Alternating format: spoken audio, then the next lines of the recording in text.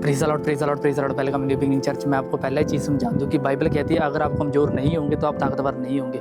अगर आप मेरे दोस्त कि आप कमज़ोर हो तो याद रखो कि आप सबसे ज़्यादा ताकतवर हो। इसलिए जब आप बाइबल को ध्यान से पढ़ते हो ना तो मैं आपको एक चीज़ समझाता हूँ। बाइबल में एक ऐसी स्टोरी पाई गई है जो मतलब एक निर्बल होता था, जो मतलब गरीब होता था, जो मतलब कैसा था, इनकार करने वाला होता था। उसका नाम बाइबल कहती है पतरस होता था। बाइबल कहती है कि एक बार की बात थी जब बाइबल कहती है यीशु उसको मिला था। बाइबल कहती है उसने यीशु मसीह को आमो सामने ही बाइबल कहती है इनकार कर दिया था। एक दिन था, बाइबल कहती है कि वो ही जो पतरस था, बाइबल कहती है पूरी कलीसिया के सामने यहूदी और फरीसियों को कहने लगा, कहता तुमने उस पवित्र का इनकार किया। सोचो, पहला उसने बोल दिया कि तुमने मतलब बाइबल कहती है उसने पहला पवित्र का इनकार किया, मुड़ के लोगों को सिखाने लग गया कि तुमने उस पवित्र का अर्थात धर्मी यीशु का इनकार किया। इसलिए मेरे दोस्त उसको पता चल चुका था कि पेंतुकोस के दिन की जो मसीह ने उसको आत्मा दिया है वो सेहत में दिया है, फ्री में दिया है, मुफ्त में दिया है। इसलिए मैं जो आपको आज समझाने वाला हूँ आप हमेशा इसकी चीज़ को याद रखो। जैसे 2 कुरिन्थियों उसकी 12 उसकी 10 आयत में लिखा है, कहता इसी कारण कहता मैं मसीह के लिए निर्बलताओं में, कहता निंदों में और दरिंदों में, कहता उपद्रवों में, कहता संकटों में प्रसन्न हूँ।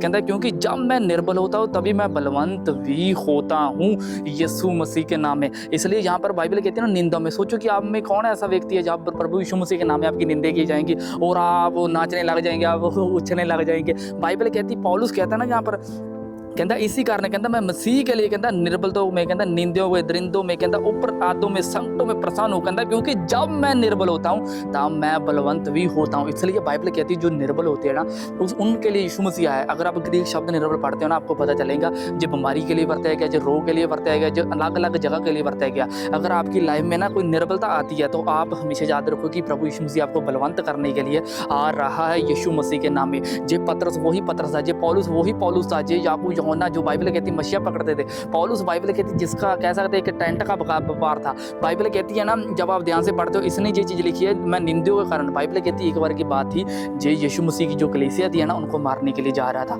बाइबल कहती जैसे दिकमुस नाम एक शहर है, बाइबल कहती वहाँ पर इसका यीशु मसीह के सामने आमो सामना होता है। यही बंदा जो यीशु मसीह का विरोध कर रहा था, जो मतलब निंदा कर रहा था, बाइबल कहती एक दिन यही बोलने लगा जब मैं मसीह में निर्बल होता हूँ तभी मैं सबसे ज़्यादा बलवंत होता हूँ यीशु मसीह के नाम में। अगर मेरे दोस्त की आप यीशु मसीह का ना मतलब चेंज होना चाहते हैं, अगर आप यीशु मसीह के लोगों संगति करेंगे आपको पता चलेगा कि मसीह कैसा था। इसी तरह से जब बाइबल कहती है ना कि किसी के पास जब मसीह का आत्मा थोड़ा जा रिलैक्ट या साइड हो जाता है उनको पता चल जाता है कि मेरे ऊपर से उसकी महिमा घट चुकी है। बाइबल कहती है जो इजराइल में सबसे ज़्यादा जो महिमा पाई गई है ना वो तंबू में पाई गई है। तंबू में सबसे ज़्यादा जो पवित्र स्थान जहाँ पर मतलब महिमा पाई गई है वो है वाचा के संदूक के ऊपर पाई गई है। बाइबल कहती है जो वाचा का संदूक होता था ना वो इतना पवित्र होता था। बाइबल कहती है जब भी है ना कहीं भी मतलब इजरायली लोग जाते थे, यात्रा में जाते थे, बाइबल कहती है उसको साथ लेकर जाते थे। पर बाइबल कहती एक दिन पता है क्या हुआ, बाइबल कहती यह वाचा का संदूक है ना छीन गया। बाइबल कहती जब फिलिस्तीनी ने इसको छीन कर ले गए, बाइबल कहती उन्होंने मंदिरों पे ले जाकर रखा। बाइबल कहती वहाँ पर मंदिरों को ऐसा उनको ना सामना करना पड़ा। बाइबल कहती है जो उस वक्त में जो